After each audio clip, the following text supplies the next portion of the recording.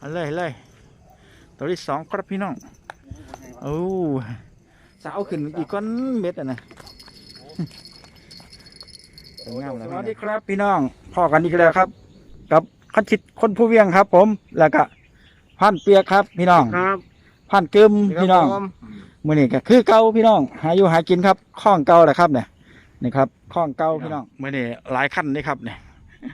ถึงฟังทั้งปุ่นครับ2ขั้นฟังทั้งนี้6นี่ครับพี่น้องอากาศว่าแม่นหนาหนาวแดดเพิ่งออกครับเนี่ยคือมืดมืดน้ำหลายๆประมาณเนาะไปยิบเนาะที่ก่อนเนาะช่วงนี้เวลา5 โมงกว่าครับเดี๋ยวค่อยมาติดตามผลงานกันพี่น้องสิมานบ่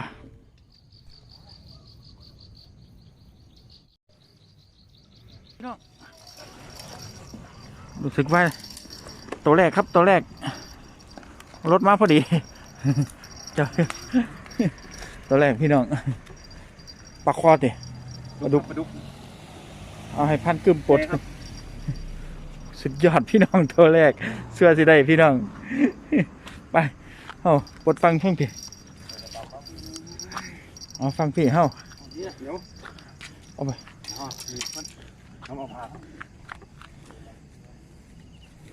พี่น้องตัวงามๆนี่ครับ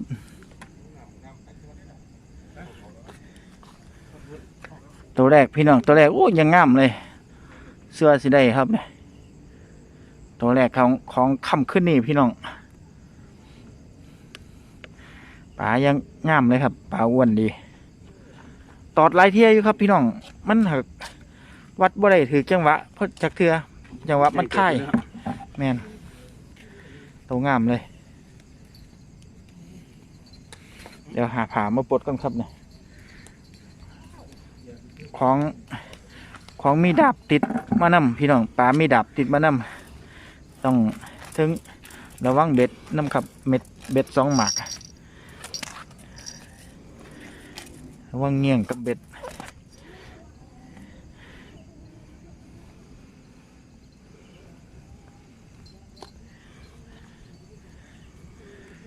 พันเปียกปลดตัวแรกแห้งมันพี่น้องตัวงามๆตัวนี้ดึกลงนี่เนาะตัวนี้ดึกลงพึ่งดึกลงเดี๋ยวใส่งามๆพี่น้องเดี๋ยวแบบนี้กัน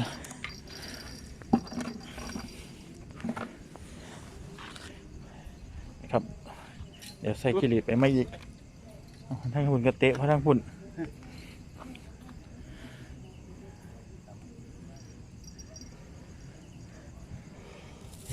ตัวนี้มันกินหย่อนว่ะมันบ่ได้ดึงมันกินแล้วมันหย่อนขึ้นสังเกตว่ามันขึ้นแรงหย่อนขึ้นว่ะสาวเบิ้งสาวเบิ้งตึงๆนี่แสดงว่ายังอยู่โอ้ตัวงามเลยแหลกแข่งมันกิริตกับกิริตตายพี่น้องเนี่ยหายากพี่น้องกิริตไปน้ำร้านซื้อ30-40ก็ได้โตบ่ทันได้โป่งปีกอยู่น้ำร้านก็หาซื้อกิริตยากครับเอาอยู่แล้วครับพี่น้องตัวที่2ครับผมท่านเอาเลยตัวที่2ครับพี่น้องโอ้กำลังงามตัวที่2มาเลยกำลังงามพี่น้องน้ำเริ่มเข้ามาแล้วครับผมโอ้กำลังงามปิ่งแสบเด้อรุ่นเนี่ยสมดุกหน้าพี่น้อง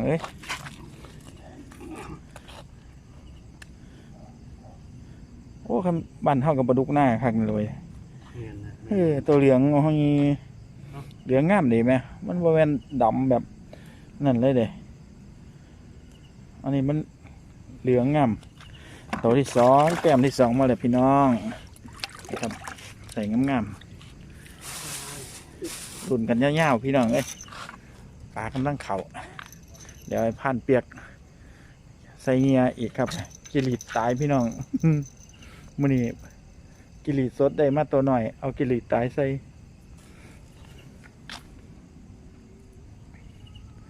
กิริตไข่ครับเนี่ยตัวอ้วนใหญ่ดี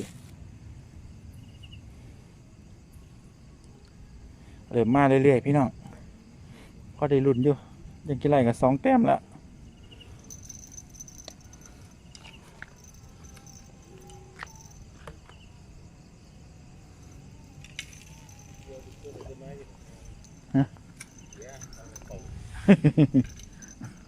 พันกึมประจำอยู่ฟังนักบุญพี่น้องพันกึมเดี๋ยวมาลุ้นกันอีกครับผมพันกึมเฮ็ดแล้วบัดนี้พันกึมเฮ็ดแล้วโอ้ยยังงัดแห้งไรสาวเดียวปากมันนี่สีกเอางัดมาขึ้นว่างามๆอย่าให้รูดเด้อเว้ยโอ้ดึงงามเลยตัวนี้ เอาคันนี้มาพี่ดูคันนี้ผมมาพี่เดี๋ยวไปพูดมันจะรุด อ๋อมันดูมาของขันนี้แบบ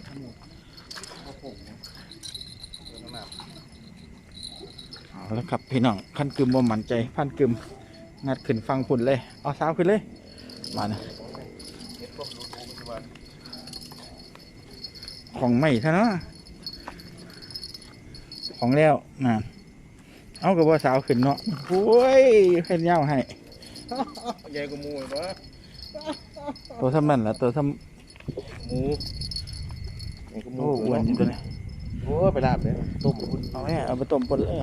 ต้มคนละคนละ เอาไปเลยมาเลยแบ่งกันไปกินใส่ถุงไว้เลย แล้วมันมาแล้ว นะแบ่งกันกิน ต้มคนละเหมือน ตัวงามเลยเหมือนแต่ว่าโดนนี่ถือแต่ว่าถือตัวงาม ว่าดูดีๆมันเนาะ ตัวงามพี่น้อง เลยนี่มัน เห็นว่าเขาว่าพ่อมากินบ่ถือตีไปถือเลย ตีไปลงข้าเดียว ตีไปข้าเดียวถือเลยโอ้ยตัวงามปันปลาดุกน่ะเขาเหลืองเอาหุ้ยอยู่งามพี่น้อง พี่น้องมาแล้ว เหลืองเอาหุ้ยเลยพันกึ่ม จังหวัดแล้ว ตบแต่งหูไว้บาทเดียวตบแต่งหูไว้บาทเดียว เขาดึกปลาไง โอ้ นี่ดึกดี พวกมัน เพราะมันอยู่มันตื่นว่าอยู่ ดึงเนาะคอยมันได้อื่นวะตัดวะ ไก่ เลิกเลยเถอะเลิกก็ตัดทันตัว ใหญ่อยู่ หาซื้อสอน ปักมือคนเตี๋ยอย่าไปจับมันจิปักมือข่อย น่ะโอเคเลย มันจิปักมือข่อย ยาพี่น้อง พี่น้องเอ้ย มันแล้วพันกึม เยอะมันนี่ มันแล้วพันกึมบาทพันกึมนี่สิเอาไปปนพี่น้อง ปนครับตัวนี้ แบ่งกันไป คนละตัว2 ตัว สิไปปน เวลาตีนี่ยังอีกอย่าง ต้องประหยัดโจ้เท่านี้หาเงินกับบ้าน ตกจะมา ประหยัดเขากัน นี่แหละครับพี่น้องว่าพ่อได้ซื้อก็จะได้ซื้อครับ หากินได้อยู่ก็หากินเอา กินกัน เพราะได้ปนได้หลับ ปนมืออื่นเศร้านะเบื่อมืออื่นหมดแล้วยังมาแล้ว โอ้ปนนี่โคกไงพุ่นละครับ ตัวรุ่นนี่โอ้ตีไปแบบเดียวเลยเนาะอยู่เลย มันดูดเข้าปากพอดีเลยนึ่งนี่แหละของแท้เลยครับตึ้งอีเขีย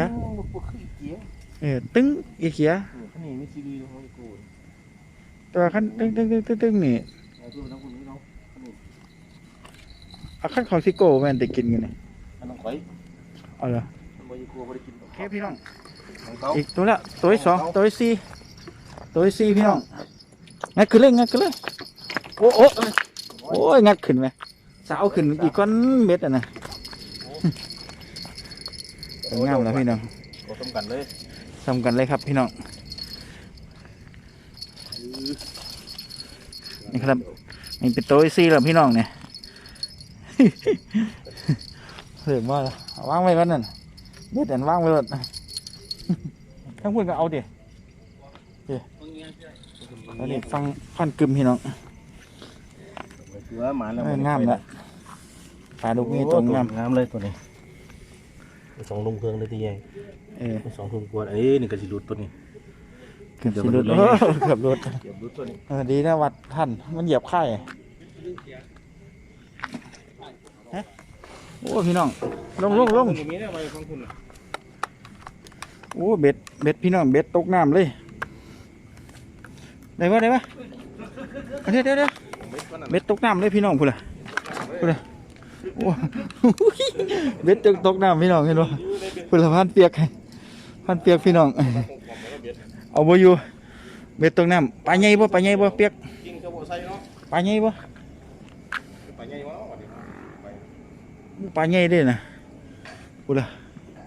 เบ็ดตกน้ำได้พี่น้องเอ้ยเอาบ่ทันมาซักทวนลงพุ่นอู้ระวังขาดได้ระวังขาดไปได้อยู่ปะลากขึ้นฟังพี่ฮะ ไม่มีลากมาพี่ ลากขึ้นฟังพี่ลากขึ้นฟังพี่ลากมาพี่ ลากมาดินพี่ไหมลากมาดินพี่ โอ้โหตัวใหญ่พี่น้อง มาดินลากมาดิน ลากขึ้นฟังเลยคุณ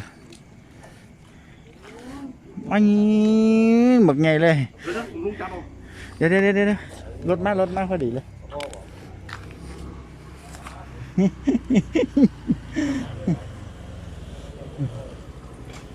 เบ็ดตกน้ำ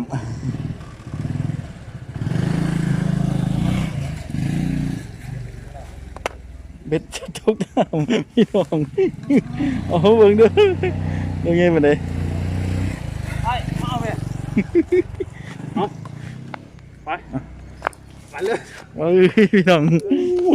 ตัวเป็นไงครับพี่น้อง จ้า ไงกูมูด้วยวะเบ็ดจะตกน้ำ เบ็ดถึงกันหน่อยสุดยอดเลยครับพี่น้องเอาเบ็ดกับพ่อท่านเบ็ดตีลังกาตกน้ำพี่น้องเอ้ย กูใหญ่โพด เอ้ยมาโทษบนไหนเปิดหนาหลอกเลยครับติดกระติดเบ็ดกันหน่อยวันนี้ใครอยู่ปัญหาพอโอ้โหพี่น้องเลย ตันหมดพี่น้องเลย เห็นยัง อะไรจริงเดี๋ยวบ่ได้ใส่กิ้ง บ่ได้ใส่โอ้ยพี่น้องเลยสุดยอดครับพี่น้องพากันลงงุ่มเศร้าเอาไว้ในน้ำพี่น้องเหมือน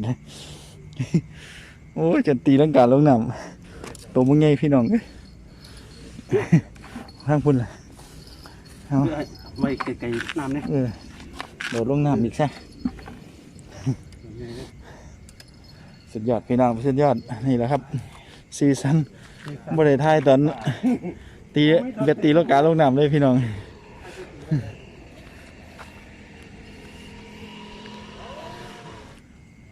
เงินนั่นมัดได้ตีไงมัดตีไงมัดกันตี หมัดเลย บ่ต้องมัดเกี่ยวกับนี้ เกี่ยวย้อนมาทำขี้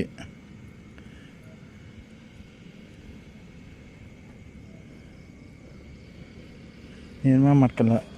นี่ปะ เป็นไร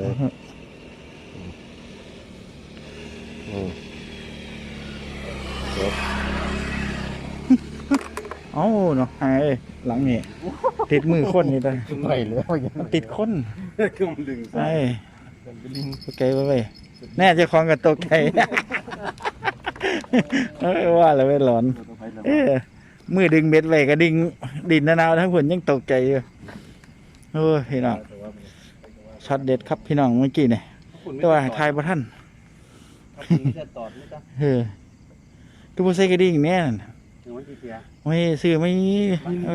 มัดเอาไปยังมัด เดี๋ยวอยู่วะเอาอยู่เอาครับพี่น้องขั้นบนนั่งเฝ้านี่ตีลังกาลงอีกแล้วเนี่ย ไปป้องกัน กึมลบงัดขึ้นได้บ่ขาดลง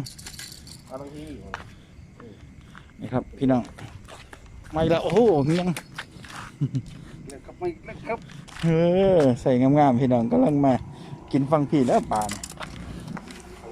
อย่างนี้ก็ฟังวิโรจน์ ใหญ่ๆมากนี่ละถ้านี่ก็3 ขั้นก็เอาอยู่ถ้านั่นมันหนากว้างเด้ฟ้องมันใหญ่ โอ้ให้โคโลอยู่เนี่ย ตัวที่หาบ่เฮ้ยตัวที่หาหรือตัวที่อะไรวะ 3 4 6ครับ6ได้กำนึง 6แล้วปะ น้ำอีกกำตัวนึงปูนอยู่ปะ ไปไหมอยู่แล้วอยู่ก็บอกเอาแล้วพันกึมเอาแล้วครับพี่น้องทั้งเลยใจเย็นอย่าไปย้อนเยอะอย่างเดียวยกขึ้นอย่างเดียวอย่าไปย้อนมันถิหลุดงัดอย่างเดียว โอ้ยจุกเอ้ยแล้วพี่น้อง น้อง เอาจนได้ครับ โอ้ตัวนี้งามแต่ว่า งามก็เอาไปกินจะได้เป็นตาแซ่บ งามกับกินแล้วมันหลายมือได้ก็ชอนบ้าน เอาไปเลย วนอีกนี่ก็เลย เอาไปปน พูดงามแต่ว่าวนเนาะ เอาจนได้ครับตัวนี้ตอดรอบนึงแล้วดิ จื้อป่ะนี่ตัวงามเลยมัน ใส่งามอ้วนๆงามๆบ่มีจอยเลย ใจเนี่ยดึงไม่นะดึงอันก็ไม่นะ คือยัง ถุง โอ้ถุง เนี่ยสะเลย นี่แหละมันค่อยอยู่ปลาตัวงามๆพี่น้อง ทำเลยแหละนะโอ้ตัวใหญ่แถวะต้มตัวแรก เคยทำตัวเล็ก 2 ตัวก็ได้ข่อยมัน ตัวงามเลยเนี่ย 2 ตัวก็ได้มัน ปนแสบ ตัวนั้นคนกัน ประมาณ4 ทุ่มพี่น้องเดี๋ยวค่อยมาสรุปยอดกันเดี๋ยวนี้ตกไปเรื่อยๆกันเอาจิลีดเบิดครับ จะได้กี่ดิบดอก ยังเหลืออีกทอด4 ทุ่มอยู่ดอกหรือบ่ถึง4 ทุ่มเนี่ย เกิดที่ดุหลายแค่ ไม่ปลากินดีก็บ่ถึงเนี่ยปลากินเอานี่ก็บ่ถึงนี่4 ทุ่ม มันไม่ถึงเลย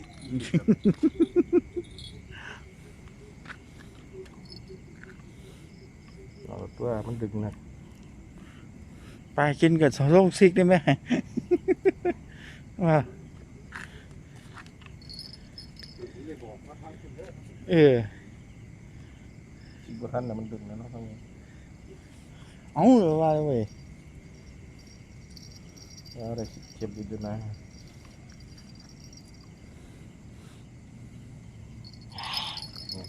แล้วมือเจ้าพอได้พอได้แล้วเอา2 ตัวว่าแล้วมัน เอาเลย เจ้าบัตร จัดไป ปลาข้อก็เปลี่ยนเอาปลาดุกด้วยบัตรแต่ปลาข้อก็บ่เอา เอาเลยคอ ปลาข้อไปถึงน้ำเมื่อคืนเมื่อไหร่หรอกนะไงเนาะน้ำคืนปลาข้อ มัน นี่จะได้อันนี้อย่างเงี้ยบ่ได้หรอว่าขั้นเดียวเนาะ ตอดอยู่วะ ตอดโดนบางทีเมื่อกี้นี่ที่กูแล่นไส้เนี่ยมันเตะเบคานี่เลย มันไปซิมเบิ่งไงสิซิมมันว่าขั้นนี่แสบวะ เรียบร้อย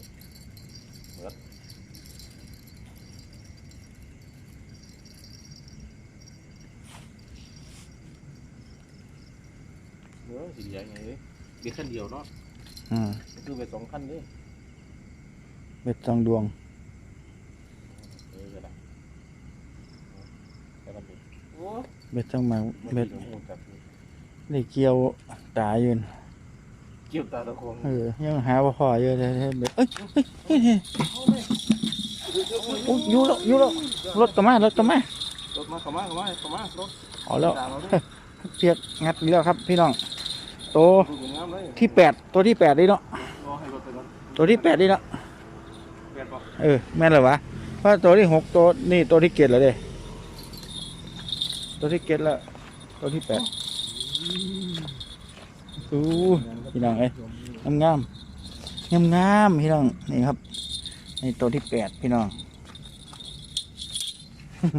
ปลากินเป็นช่วงนี่เลยวะปลากินเป็นช่วงลิ้นฟุย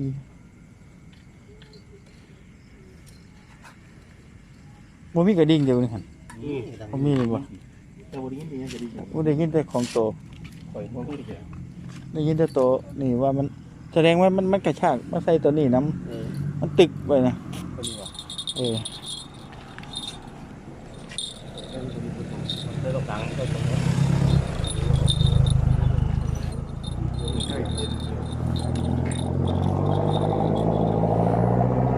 หมานมาอีกแล้วพี่น้องโตที่8พี่น้อง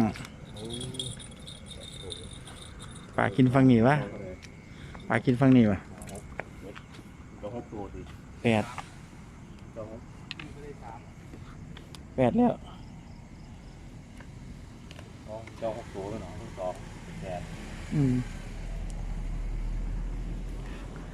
8 หมาน8ตัวแล้วพี่น้องมันนี่ ดุกล้วนๆเลย จัดกำลังขึ้นมันดูมันมักจะน้ำที่นั่นน้ำขึ้นมานี่ขึ้นมาตีไก่คนเดียวหันพลาดผมพวกเจ้าเนี่ย นี่ไก่